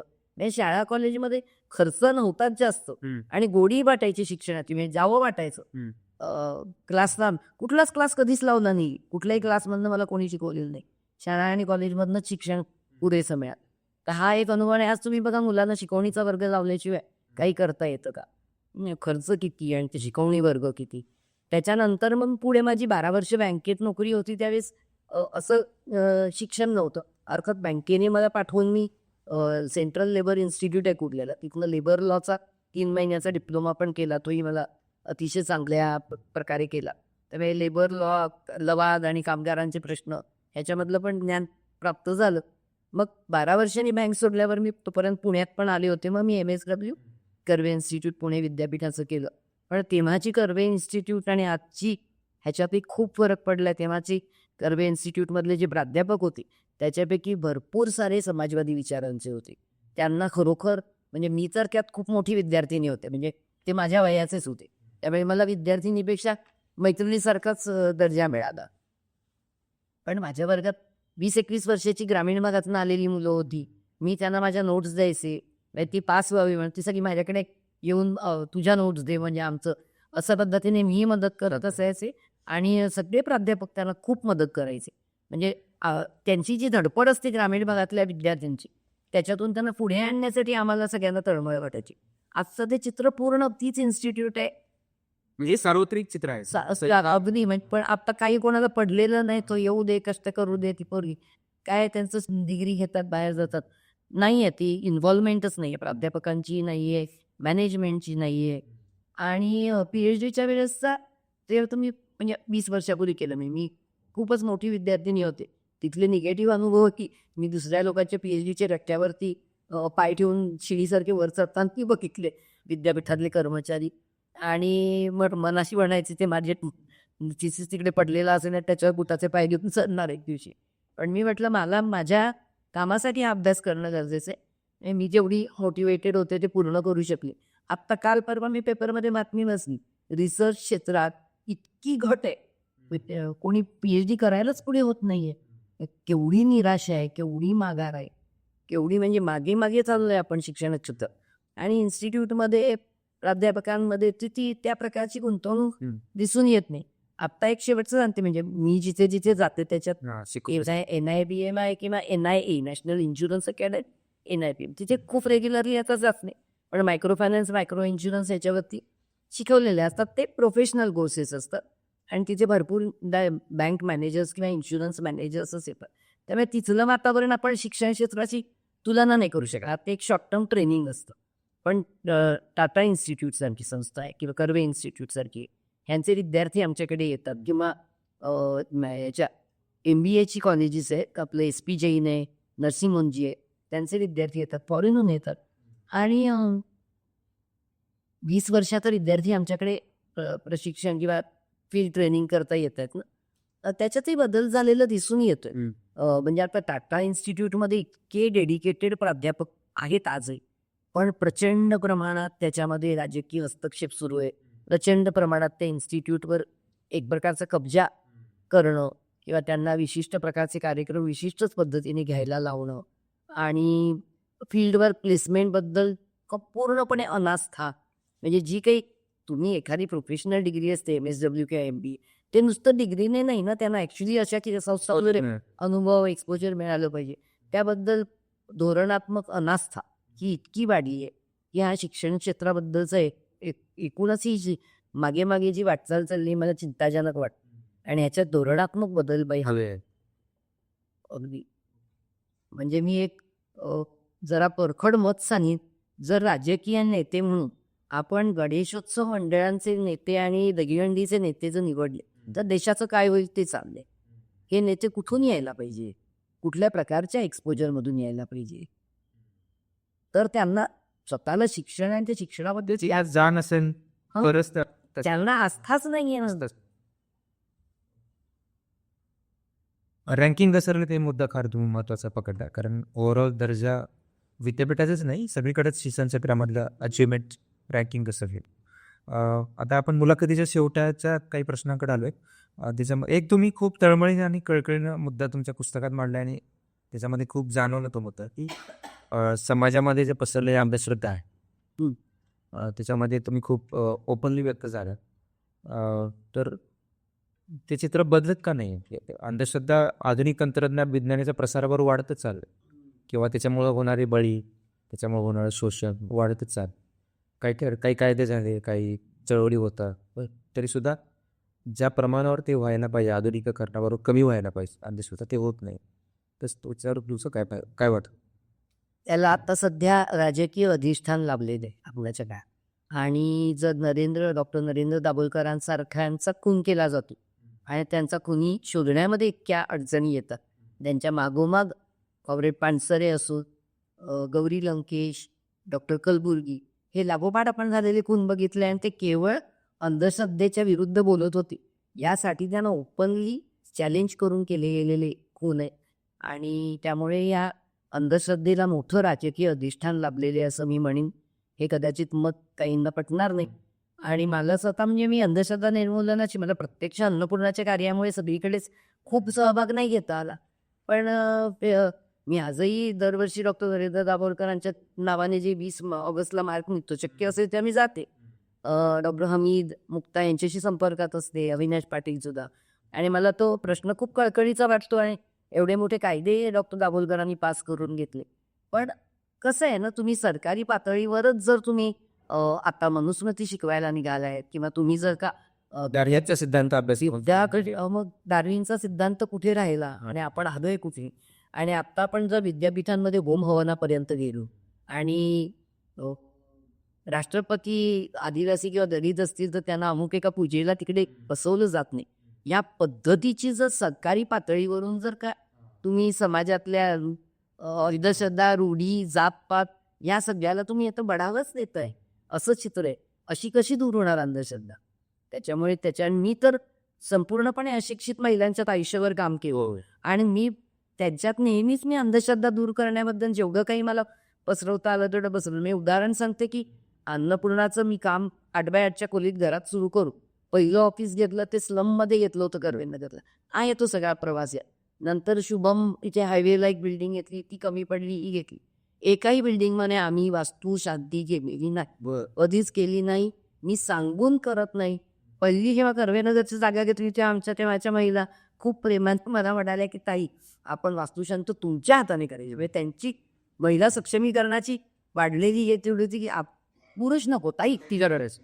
नाही नाही, आपली ऑफिसची कर्वेनगरचं ऑफिस महिलांना अर्पण करतो आणि ही बिल्डिंग सुद्धा मीटिंगमध्ये पडदा उघडला ही तुमची अर्पण आहे, तुमची आहे असं सांगतो आणि त्यांची आहे, माझी थोडीशी घरची प्रॉपर्टी.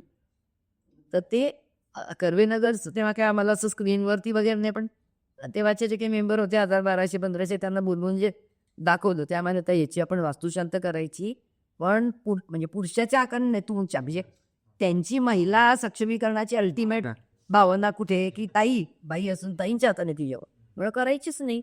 माझ्या आईने हाताने करायची, पुरुषाची नाही का तशाला करायची पूजा. नाही वास्तू शांत होते. म्हटलं वास्तू कधी खराब असते, वास्तू शांतच असते. आपण चांगलं काम केलं की शांत राहते वास्तू. आपण वाईट कामं थोडीच करणार. आपण काय इकडे दारू विकणार आहोत का, आपण इकडे काय जुगार अड्डा खेळणार आहोत का. आपण महिलांचे सक्षमीकरणाचं काम, वास्तू एकदम शांत राहणार. त्या दिवशी मी ती प्रार्थना लिहिली आहे, मंदिर मानवतेचे पूजक असूया इथे श्रमाचे. आणि जी आत्तापर्यंत आम्ही गांधी जयंती होती 2 ऑक्टोबरला आम्ही उद्घाटन केलं त्या जागेचं, कर्वेनगरची आमची झोपडीची जागा. आणि तिथे सगळ्या महिलांनी एक फुल एक पेढा दिला. वास्तुशांत कशी करायची नाही ह्याच्याबद्दल वाचन दिलं आणि आनंदाने गेले. आणि त्याच्यानंतर कितीतरी महिलांनी सांगितलं आम्ही घर बांधलं पण आम्ही नाही केली नाही, आधी पूजा नाही केली. कशाला भटजीला पैसे द्यायचे, तुम्ही शांत तुम्ही घराला फुलं लावा छान, तुम्ही जेवण घालणं. ज्योतिबांची एखादी प्रार्थना म्हणा, एखादं जातं ज्योतिबा सावित्रीचं म्हणायचं असं अशा पद्धतीने सांगत गेले. जेवण पण मी नाही मोठं घालायचे जाते, पेढा आणि फुल. कशाला ती कर्ज काढून जेवण कशाला घालायचं, त्याच्यासाठी कर्ज काढायचं, त्याऐवजी ते घराचीच सुधारणा करा असं ते सगळं. आणि त्याच्यामुळे कितीतरी महिलांनी म्हणजे आमच्या महिलांनी आंतरजातीय विवाह मुला मुलींना करू दिले, आंतरधर्मीय विवाहात महिला पाठी उभ्या राहिल्या आहेत. कुठे घराची वास्तुशांत न करता घरात बांधली आहेत, मोठी मोठी झाली आहेत. आणि मला तर सगळे म्हणजे आता नंतरची जागा बदलतात ना, बिल्डर आपले म्हणतात आमच्या जागेत तुमची भरभराट होणार. म्हटलं आमची कुठेही गेली तरी भरभराटच होते, कारण आम्ही काम चांगलं करतो. आमचं काही त्या जागेमुळे होतं असं नाही, पण तरी त्याच्या बाई एका ठिकाणी सांगितलं की जसं महिला किंवा कष्टकरी महिला म्हणायच्या किंवा म्हणतात की तुमच्या हाताला बरकत आहे, की ताईच्या हातातून कर्ज आलं तर त्याला बरकत मिळते. तर तो गैरसमज पण तुम्ही दूर करायचा की आज असाला बरकत काही नाही, तुमचे मेहनतीचे पैसे खाली जो आहे मला तुम्हाला लुटत होता ना ते फक्त मी वाचवले आणि ते आपण मिळून वाचवले. तुम्ही म्हणून मग एकजूट एकमत तुम्ही बरोबर होता कोण वाचले आणि ते तुम्ही एक एकट्या अन्नाकडे गेला की परत तेवढं ते ती भावना म्हणून बरोबर होतं, पण त्यातला तो गैरसमज तुम्ही दूर केला की अगदी मला तुमचे मेहनतीचे पैसे ते तुम्ही. मी तुम्हाला सांगते, मी अशा घरात वाढले की देवघरही नव्हतं माझ्याकडे. घरात देवीचा एक फोटो नव्हता घरात, माझ्या आई वडिलांकडे, माझ्याही घरात नाही. तर माझ्या घरात फक्त विठोबा रखुमाई आहे, ते मला आवडतं, पण मी काय असं त्यांची रोज पूजा बिया नाही करत. पण मी कुठलाही उपास जगात केला नाही कधीच. मी कुठल्या देवळात जाऊन पाया नाही पडत आणि मी सगळे धर्म समान मानते आणि मी अगदी ओपनली कुठेही बोलते. ह्याच्यात काय चूक आहे, मी घडलेच नाही तशी. त्यामुळे माझी काही त्याच्यात भावनाच नाही. त्यामुळे ते बरकत जादू विदू असली शब्द मला झेपत सुद्धा नाही. कसली बरकत आणि कसली जादू आहे ते बघ समोरचं असं करत होता, बसवत होता, ते तुमचं मी आपण मिळालो म्हणून ते चुकाच नाही असं मी स्पष्टपणे त्याला सांगते. उलट काही ह्या महिलांमधली अंधश्रद्धा दूर करणं फार सोपं आहे. ते सोपं आहे. शिकलेल्यांना ज्याला करायची नाही आहे मुद्दाम, कारण ती फायद्याची आहे. कोणाच्या खिशात जाणार आहेत पैसे पूजा केल्यावर, ते जास्त अवघड आहे. त्यांना सगळ्यात माहिती त्यांनाच आहे की काही नाही आहे खरं असं देऊ बुवा बाबा, पण त्यांना ते सांगायचं नाही आहे तुम्हाला, म्हणून ते अवघड आहे. आत्ता एवढं शेतकऱ्यांच्या आपण उरात भिजले सगळं महाराष्ट्रात तर कायच्या काय थैमान पंजाबमध्ये वाटतं, तर यांना आपल्याला द्यायला पैसे नाहीत सरकारकडे. मग तुमच्याकडे तिरुपती देवस्थान, शिर्डी आणि ते दर मंगळवारी अमिताभ जातो ते आमचं सिद्धिविनायक, म्हणजे तुम्ही लहान होते त्या नव्हतं सिद्धिविनायक, आमच्या डोळ्यासमोर झालंय ते मूर्ती सापडली आणि मग त्यांच्याकडे किती पैसे आहेत, त्यातली एखादा कोटी देतात, द्या की ते अनेक 25-30 हजार कोटी काढून द्या का तिजोरीतनं. काय करायचे ते कोण त्याचा उपभोग घेतोय, उपभोग कोण घेतोय त्याचा. त्याच्यामुळे ते ज्यांना मान्य करायचे नाहीये तो वर्ग वेगळा आहे. या गरीब अशिक्षित वर्गामध्ये अंधश्रद्धा तशी नाही. आपण त्यांना नीट पटवून सांगितलं कोंबडं कापू नका, बकर कापू नका, त्याच्यात काही नसतं, त्या ऐकतात ना. त्यांना पटायला ते सांगून ज्यांच्या हितसंबंध त्या व्यवस्थित गुंतले त्यांना दूर करायचे नाही. जिथं संबंधांमुळे आहे, देव काय, बुवा काय, बाबा काय, सगळे. आणि त्याच्यात मोठी आर्थिक उलाढाल आहे, मोठी आर्थिक उलाढाल आहे. आत्ताही तुम्ही हे जे काय बघताय ना, आता गणपती मंडप किंवा काय नवरात्र दहीहंडीपासून जे सुरू होतं आपल्याकडे. कधी होत्या अशा मोठ्या दहीहंड्या? आमच्या लहानपणी वगैरे असं काही दहीहंडी म्हणजे घरच्या घरी आपलं बिल्डिंगमधली मुलं एकत्र येऊन होळी गेली, दहीहंडी मजा म्हणून. आता म्हणजे त्याचं सगळ्याच आणि त्याच्यावरती तुम्ही लाखा-लाखाच्या हंड्या, त्याच्यावरती त्या नट्या येतात नाचायला, मध्ये बक्षीस आणि तिथनं वरनं पडून मरतात ती गरिबांची पोरं. अक्षरशः कवटी फुटून रस्त्यात पोरं मरतात. दरवर्षी आणि तरी दरवर्षी सगळे राजकीय नेते तिथे हंडीला त्या लावतात. इतके लाख माझे, तितके लाख. म्हणजे याचा धंदाच करून टाकलाय ना. देवधर्म हा धंदा केलाय तुम्ही. आणि तरुण पिढीला त्याची बेरोजगारी मुलं आहे. ते काय भजी तळा, वडे तळा, नाही तर गिग वर्कर म्हणून पळा. ओकून मरेस्तोवर. तर त्याच्याऐवजी त्यांना आपलं त्या मंडपात तिकडेच खाली बसायचं, पत्ते खेळायचे, दारू प्यायची, गणपतीच्या मूर्तीवर आणि खाली स्टेजच्या. नाही का बघत तुम्ही? मग हे सगळं चालू आहे ना, देवाधर्माचा धंदा केलेला आहे. तो धंदा नसेल ना, तर काही नाही, लोक आपापल्या घरात करा ना पूजा. ज्याची आवडते त्याची करा, नाही तर नका करू. मी तर कधी कोणाची केली नाही पूजा. माझं काही वाईटही नाही केलं मी. तुमच्या कामाच्या भाग म्हणून एक जे तुम्ही योगदान दिलेलं आहे त्याच्यावर एक छोटासा प्रश्न. त्याच्यामध्ये ज्यांना या विषयावर अधिक जाणून घ्यायचं ते पुस्तक वाचतील आम्ही स्वयंपूर्ण, पण एक सूत्ररूपाने, तत्वरूपाने, की आर्थिक समानता आणि आर्थिक स्वातंत्र्य हा एक मोठा विषय आहे, एक मोठं ध्येय आहे आपलं. पुढच्या त्या दिशेने तुम्ही पण वाटचाल करता आणि बऱ्याच लोकांनी करायचा प्रयत्न करावा असं तुमची इच्छा आहे. तर त्यासाठी काय महत्त्वाचं आहे? आर्थिक समानता आणि आर्थिक स्वातंत्र्य दिशेने काय, मग ते एक समाज म्हणून, संस्थात्मक पातळीवरचं काम म्हणून किंवा एक व्यक्ती म्हणून सुद्धा त्या दिशेनं कसं जायला पाहिजे? बरेच लोक म्हणतात की आर्थिक साक्षरता वाढवणं हे त्याच्या मागचं सुरुवातीची पाऊल आहे, पण अजून काय असू शकतं किंवा तुमची काय त्याच्या मागची मांडणी आहे? रिकाम्यापोटी आर्थिक साक्षरता येत नाही. महिलांचं अबगड शिकवून प्रौढ साक्षरता वर्ग ते तर मी बालवयात केली. त्याऐवजी शाळेत लहानपणी 6व्या वर्षी नको का घालायला? म्हातारपणी घातली प्रौढ साक्षरता. त्यात तर मग आर्थिक साक्षरता आम्ही करतो, पण ही पहिली पायरी मुळीच नाहीये.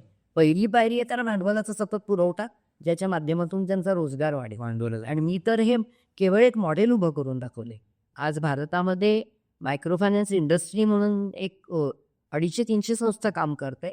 त्यातल्या आता परत कसं आहे, काही संस्था नफेखोरीसाठी काम करत आहे, काही छोट्या छोट्या पण चांगलं काम करणाऱ्या संस्थांच्या खरोखर त्यांच्या अवतीभोवतीच्या विभागात कर्जाचा पुरवठा असंच धडपड करत माझ्यासाठी इथून तिथून पैसे उभे करत आणि करतायत आणि त्या महिलांच्या आणि कुटुंबांना सक्षम करतायत. पण एकंदरीत या मायक्रो फायनान्स इंडस्ट्रीचं स्वरूप खूप चांगलं राहिलं नाही आहे, कारण रिझर्व्ह बँकेने चांगली धोरणं धोरण सातत्य नाही, नियमितता नाही, अचानक धोरणं बदलणं, सतत नियमामध्ये बदल करणं, असं बरंचसं आहे. त्यातही पुन्हा सहकारी तत्वावरती टिकून राहून काम करणारे आम्हीच आहोत, मोजक्या संस्था आहेत. सहकार कायदा इतका सुंदर होता, तो आता थोडा बदल पण केलाय तरी बरा आहे कायदा. त्याच्यात पण काम प्रामाणिकपणाने करणारे लोक नाही राहील. त्यामुळे एक आहे धोरणात्मक सातत्य नाही, आणि हे एका दुसऱ्याने करण्याचं काम नाही. अर्थसाक्षरता मी नंतर ठेवीन प्रायोरिटीवरती. अर्थपुरवठा सातत्याने वाजवी दामाने अर्थपुरवठा करणं आणि प्रत्येक व्यक्तीला त्यांच्या गरजेला त्याच्याप्रमाणे अर्थपुरवठा होणं, त्याच्यासाठी जी काही व्यवस्था पाहिजे ती सरकारी आणि धोरणात्मक पातळीवरूनच व्हायला पाहिजे. एक NGO किंवा एक मायक्रो फायनान्स संस्था अख्ख्या भारताचा बदल नाही करू शकत. आपले प्रश्न खूप मोठे व्यापक आहे. एवढा मोठा समाज आहे, एवढी मोठी 140 कोटीची लोकसंख्या आहे, त्याच्यामुळे तिथे धोरणं पाहिजे. काही संस्था चांगलं काम करतायत, काही नफेखोरी करतायत, बँका पोचत नाहीयेत, हे चित्र काही फारसं बदललं नाही. त्यामुळे तिकडे तुम्ही म्हणजे अर्थसाक्षरता पुरवणं गरीब अशिक्षित महिलेला, म्हणजे बुडणाऱ्याला काठावर पुस्तक वाचून दाखवायचं कसं पोहशी, ते काही चुकीचं आहे. तिला अर्थपुरवठा द्या, मग ती अर्थसाक्षरता शिकवावी लागत नाही. आमच्या महिला अन्नपूर्णाबरोबरच्या चालत आता 14-15 कर्ज, त्या सांगतात पहिल्या कर्जात हे केलं, दुसऱ्या कर्जात आता मी पुढच्या कर्जात ते करणारे, हे करणारे. त्याबरोबर त्यांचं प्लॅनिंग, त्याने केवढं मोठं प्लॅनिंग केलं अन्नपूर्णावर, त्याला माहिती आहे. आणि माहिती आहे मध्ये रस्त्यात मला आजार पण आलं तर अन्नपूर्णा मदत देणार, घरात मृत्यू झाला तर मदत मिळणार, पुराचं पाणी उचलं, टेकडी कोसळली, मदत मिळणार, आणि पेन्शन आहे अन्नपूर्णाची.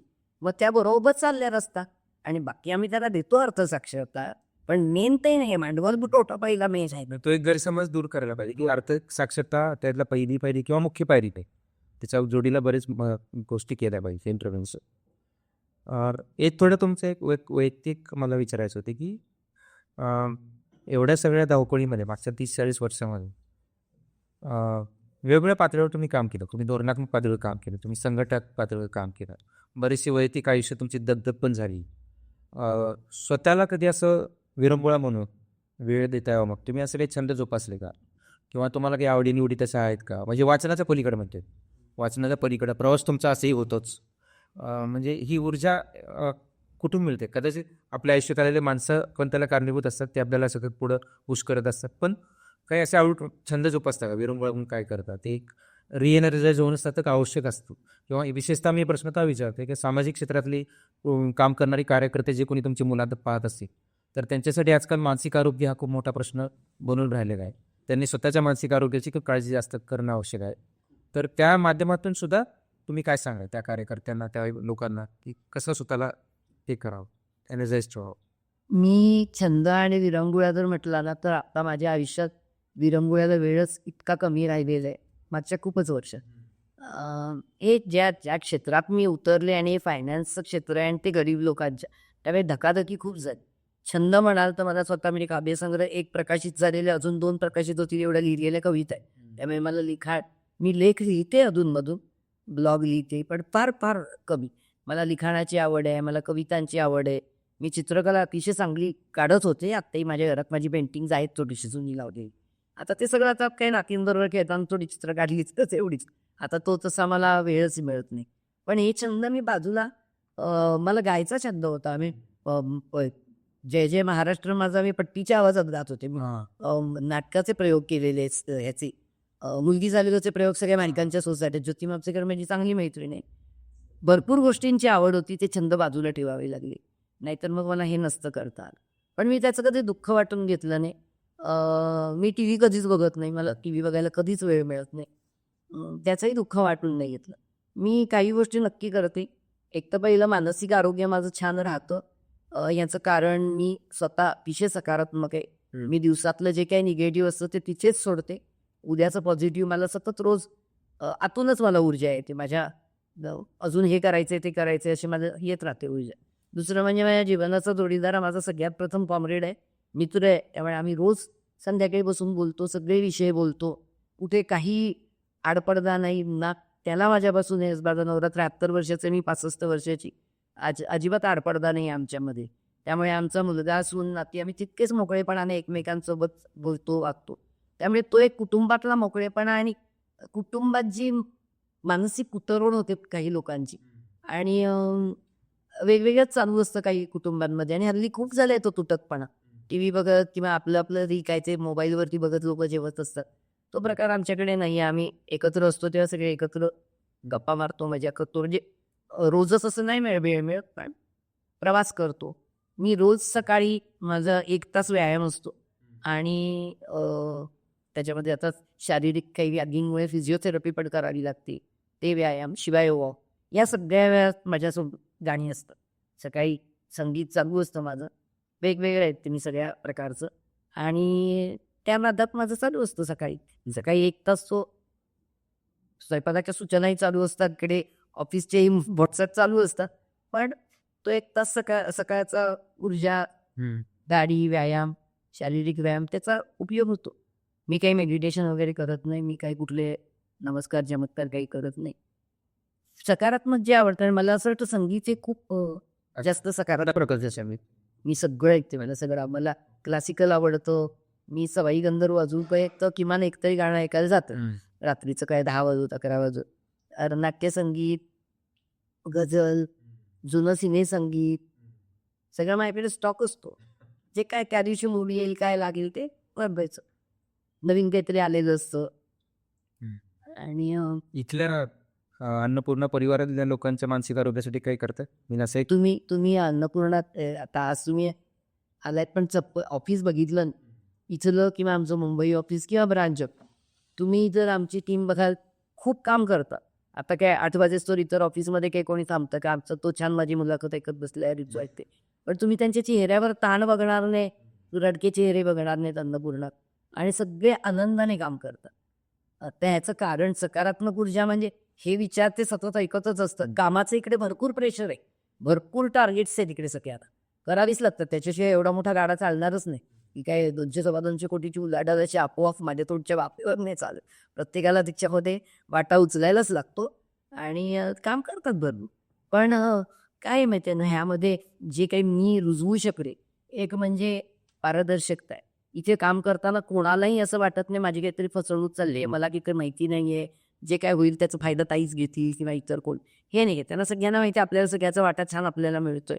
पारदर्शकता आहे, डेमोक्रेसी आहे. म्हणजे मी 2 माझी तत्व आहेत, पारदर्शकता आणि लोकशाही तत्व. त्यामुळे प्रत्येकाला मीटिंगचे फोरम्स आहेत, त्या मीटिंगमध्ये प्रत्येकाला व्यक्त होण्याची जागा आहे.